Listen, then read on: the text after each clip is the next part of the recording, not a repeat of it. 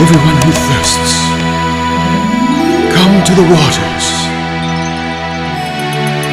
Come and eat.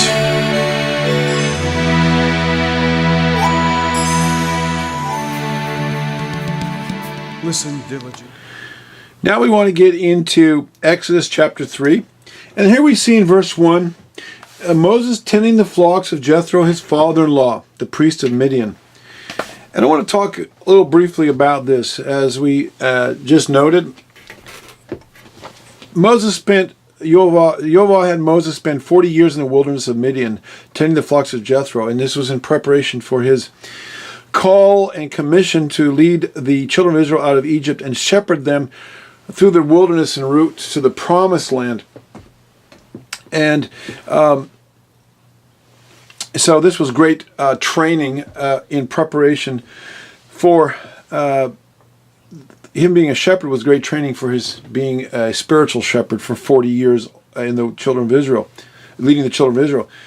The point I want to make here is that Moses' job as a physical shepherd prepared him for his next phase of his life in ministry as a spiritual shepherd.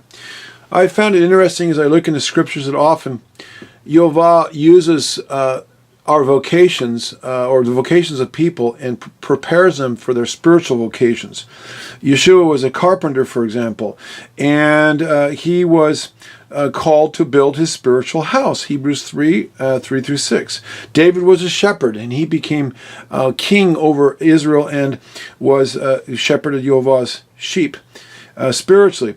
Several of Yeshua's disciples were commercial fishermen, and he told them, I'm going to make you, fishers of men. Go out and gather in the lost sheep of the house of Israel. And there was a fishing theme and a shepherding theme there. And there's similarities. The word pastor is actually used very few times in the Bible. It's used just several times in the New Testament or the Testament of Yeshua, and I think once in the Tanakh.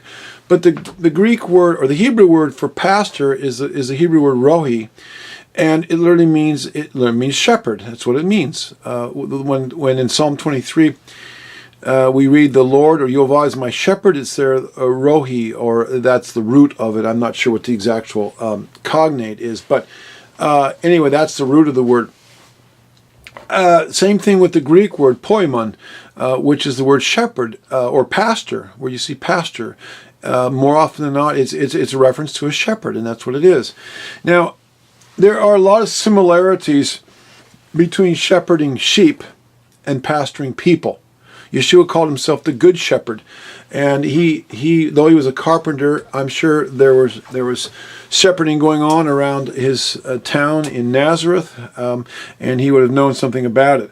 But the point is that many times Yahweh uses our vocations or the things that we have done as training ground and as a launch pad into our spiritual vocation. Now, for me, I actually grew up on a sheep farm. I shepherded sheep for 15 years. It was my job. It was my job to take care of them from birth till we slaughtered them. And it was my job to feed them morning and night, to make sure that the fences were and gates were in good shape, and so that they couldn't get out and predators couldn't get in. It was my job to keep the barns in good shape, keep the barns clean, keep the hay and the grain coming, and then we did our own veterinary work. We did our own shearing.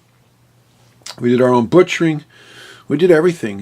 When they were sick, we had to help them.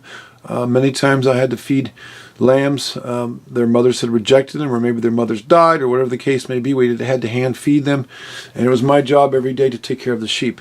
So I really understand, I think more than a lot of people who haven't had that experience, the similarities and the parallels between physical shepherding. And of course, I was a pastor for 18 years. I just recently retired, but I'm pastoring a local congregation. I'm still pastoring, helping to advise and pastor home fellowships and congregations here around the world, not in an official capacity, but in an advisory emeritus kind of a role. So I'm still doing that and answering people's questions and helping them as they start home fellowships and congregations here and there. And then on top of that, this my physical work as a shepherd helped me. Also, I studied to be a journalist. I studied journalism in junior high, high school, and at a couple of universities, and wrote for newspapers and did that type of work for a while. And then I started my own business as an arborist, owning a tree care company, and that prepared me as a trained writer, as a trained journalist, and a trained linguist, at least in the French language, with a bachelor's degree in that. I learned grammar, I learned writing, I learned a lot about linguistics. I studied in Europe, but that never became a career for me. And so it was a number of years before I was, while I was building my business, that then eventually when I got into ministry, guess what? I started writing. And I've been writing for the last 15 or so years, and we have this whole website with thousands or hundreds of pages, several thousand pages of materials I've written, and all this stuff. I write all my notes out and I speak off of them. And writing, my writing and grammatical skills and linguistic skills that I learned in college and a little bit in the work world has served me very well in what I'm now doing in ministry. And the other thing too is that growing up on a farm, and we had a nursery. My dad was a nurseryman and a landscaper, and we had a nursery, and we also had orchards and vegetables and gardens and things, because we were a farm. We raised food, fruits, vegetables, as well as meat. And so I started pruning trees, both on the family farm and for pay for other people when I was about 12 years old. And I started my tree service about 30 some years ago, and caring for trees. That's also prophetic, because the Bible talks a lot about that. Likens Israel to a tree, to a great vineyard. Yeshua talks about the tree of life. He is a tree of life. He talks about pruning trees, fertilizing them. And that's what we do as a Bible teacher, as a prophetic teacher, and as a pastor, kind of a person, a shepherd. I spent a lot of time pruning out dead wood. As Jeremiah, Yehovah commissioned him to when he was a youth, to go in and pull down, to tear up, put the axe to the tree. John the Baptist talked about putting the axe to the tree, throwing it in the fire. I mean, there's many references and allusions. Paul talks about grafting in the wild branch of the olive tree of Israel.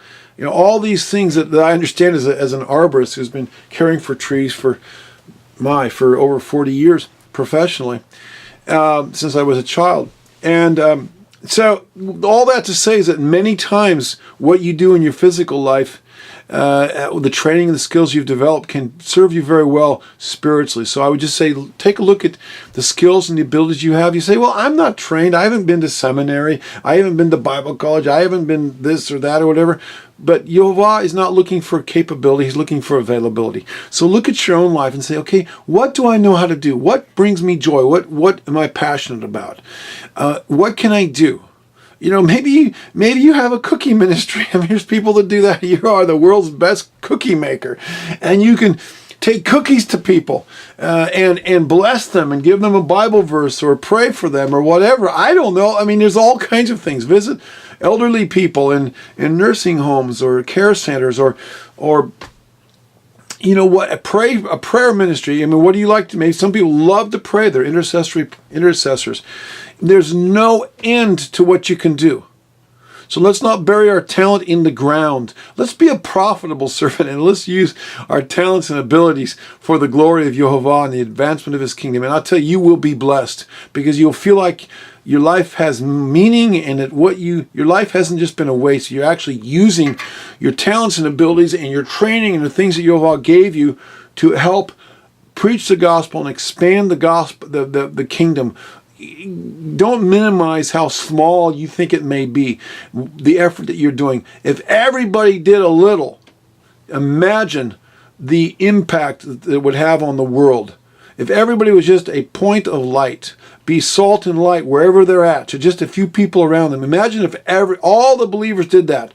Trouble is, most believers are not. They're sitting in their pews or on their behinds doing little or nothing. But being a disciple is an action word, not a passive, static situation. Love is an action. We have to follow the example of Yeshua, and he sent us out, the Great Commission, to go ye therefore. Whatever that means, go ye therefore, it has many, many different ramifications and expressions of how that can be accomplished. But sitting and doing nothing is not one of them. That's called being a lazy and an unprofitable servant. And that's not something that you want to have as a label on your life, as an epithet on your grave, so to speak. Amen. Hallelujah. Onward and upward. Seek the Lord while he may be found. Call upon his name. He's near, he's near, he's near. Yeshu Hashem Behimatzov Kerabu Yoto Karov Karov Yasov Rashad Darko Yishavim Machshevotav Yashovel Ad Hashem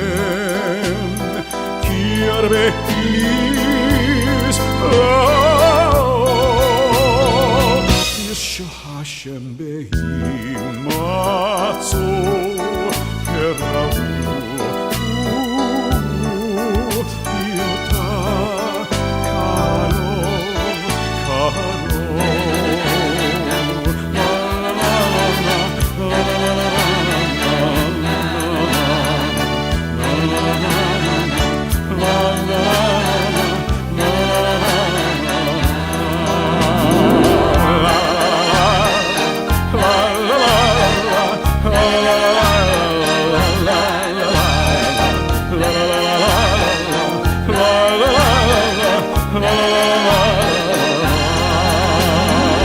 Seek the Lord while he may be found.